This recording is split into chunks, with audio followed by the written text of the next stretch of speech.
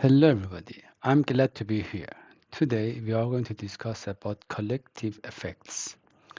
We are going to have this example from ASME. What do we have here? We are going to have reference plane A here. It is qualified with the flatness TZ is zero point 0.2. And then we are going to have reference axis B here. We are going to have dynamic TZ here. And then we are going to have reference plane C here, as we can see. And again, we are going to have dynamic TZ for that. And finally, we are going to have reference axis D here. We are going to have location, orientation, form control for that. And the size of TZ is going to increase from bottom to top. Now we are going to have this situation here in order to control the location of inner hole here. Here we can have three options, A, B, C. If we are going to have option A, what should be the maximum size of gauge for D, or this D here? Let's see option A. We are going to have this positioning control and with the TZ 0.3, and we are going to have D, and we should stick to maximum material condition.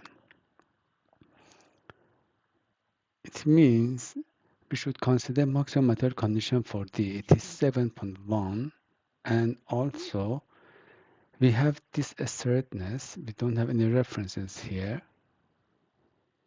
And in order to have gauge for that, as it is highlighted here, for example, in this example, the diameter of this pin is 10 plus minus 0.05, and we are going to have dynamic TZ.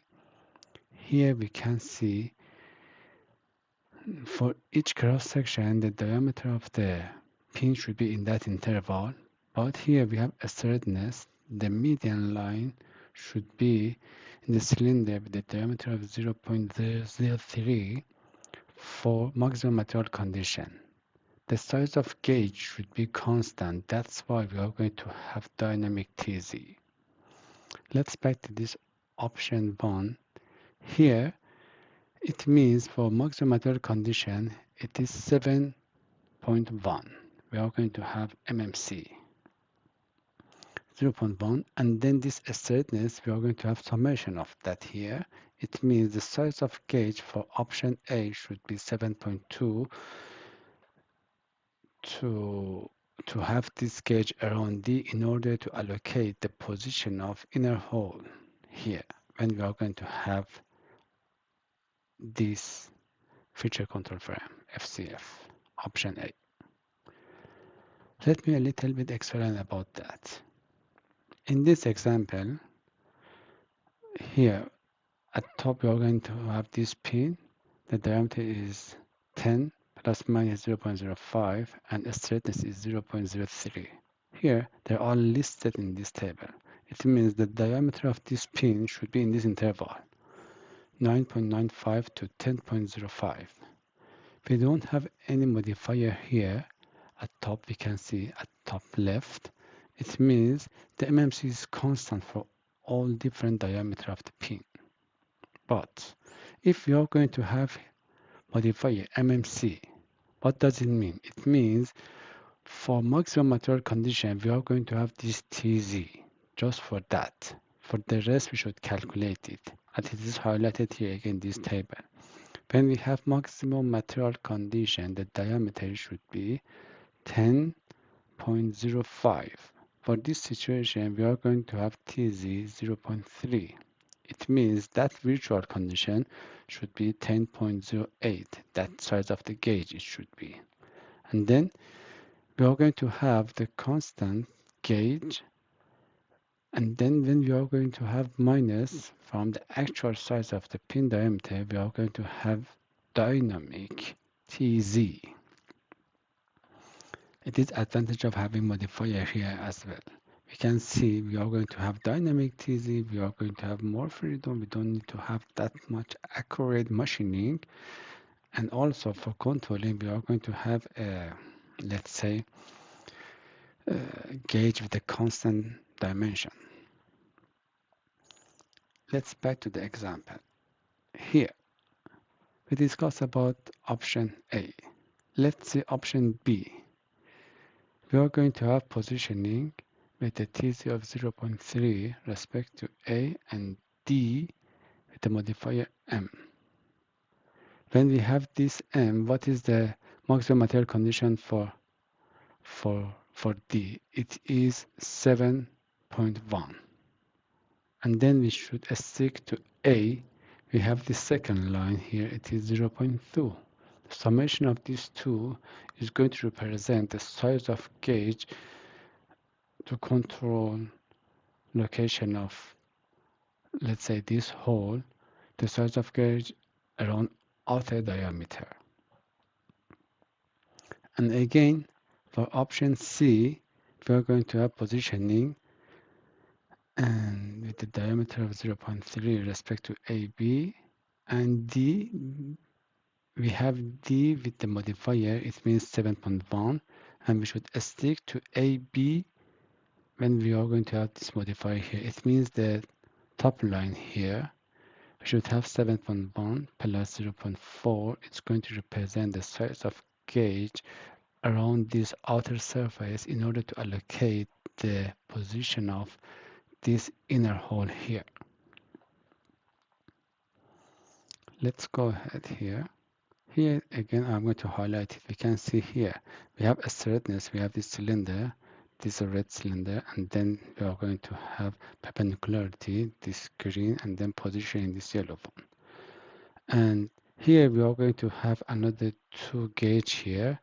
We have modifier, and that's why the size of gauge is constant. It means we are going to have shifting here. And let's see here for D, I'm talking about this D. And we are going to have this location, orientation, form control. We have positioning respect to A, B, and C here. Let's see here.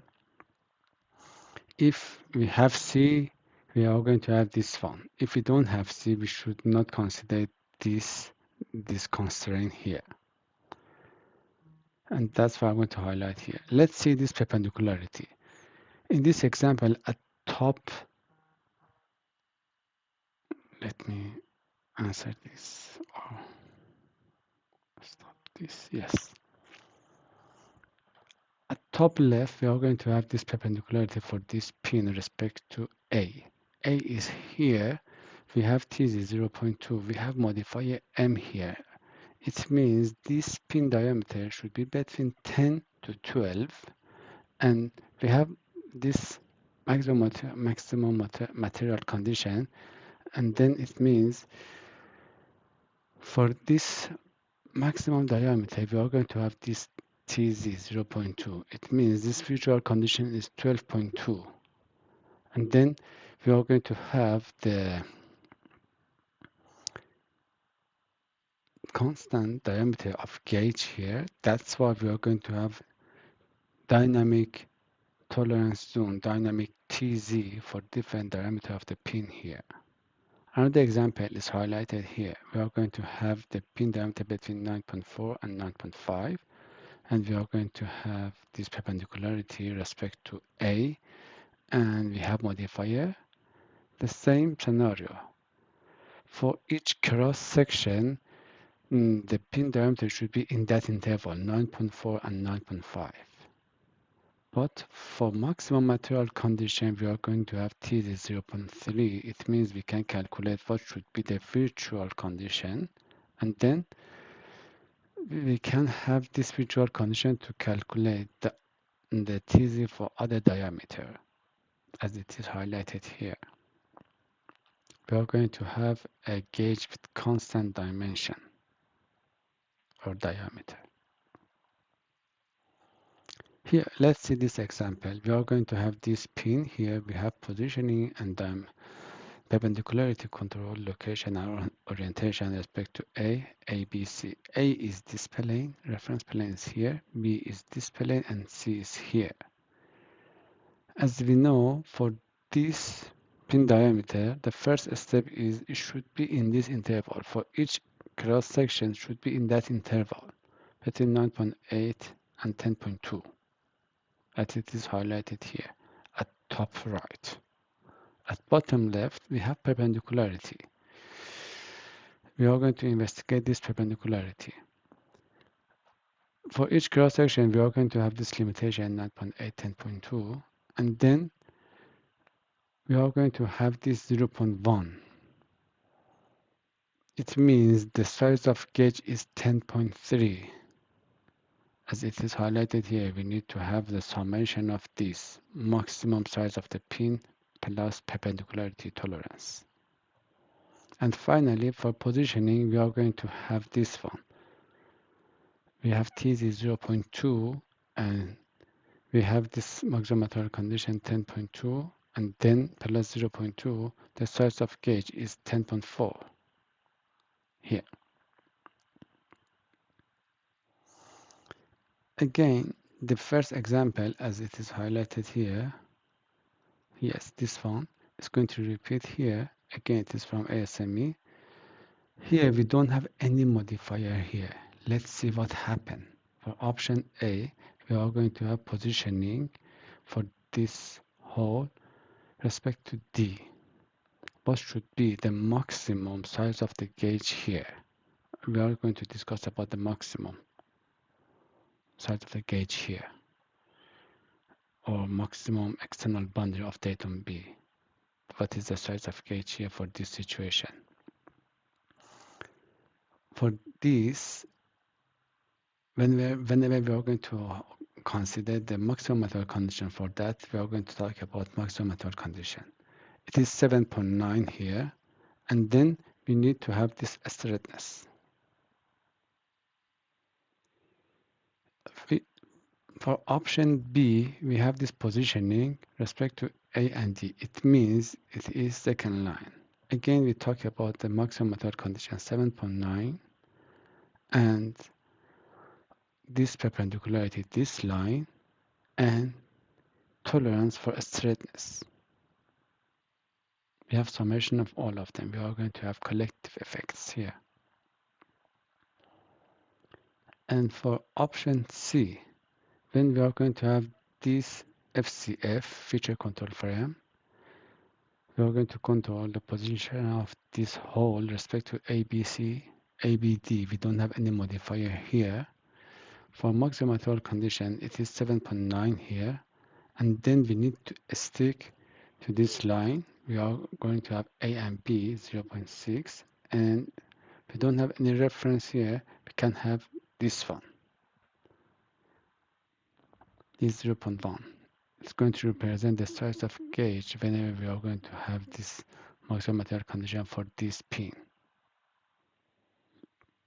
If I'm going to compare these two examples together, as we can see here, whenever we are going to have this modifier, maximum material condition, we can see it is 7.1 and this one. And again 7.1 and just stick to that one. 7.1 and stick to, let's say, the condition for option C.